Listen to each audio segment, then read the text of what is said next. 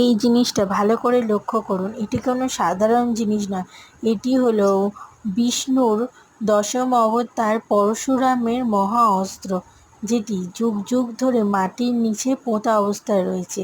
প্রত্নতত্ত্ববিদরা এটি সার্ভে করে দেখার জন্য যখন মাটি খুঁড়তে শুরু করেছিলেন, তখন অসংখ্য কাঁকড়া বিছে সেখান থেকে বেরিয়ে আসে এবং যার পরে খনন কার্য বন্ধ হয়। তারপর একটি লোহার কামারশালায় খোঁজ দিয়ে একটা টিম তৈরি করা হয় এটা কাটার জন্য, কিন্তু ওই টিমের সবাই রহস্যজনকভাবে অসুস্থ হয়ে পড়ে। সেই থেকে এইটি এখানেই আছে এবং পরশুরামের অস্ত্র হিসাবে পরিচিত হয়েছে। স্থানীয়রা সেটি বুঝতে পেরে এখানে একটা মন্দির স্থাপন করে দেয়, যেখানে ভগবান শিবের পূজা করা হয় এবং পরশুরামের অস্ত্রটি এখানেই থেকে যায়, যা জানে না এখনো পর্যন্ত কত নিচে। এটি ঝাড়খণ্ডে অবস্থিত এই মন্দিরটি। পারলে ঝাড়খণ্ডে গিয়ে একবার এই অপূর্ব দৃশ্য মন্দির দেখে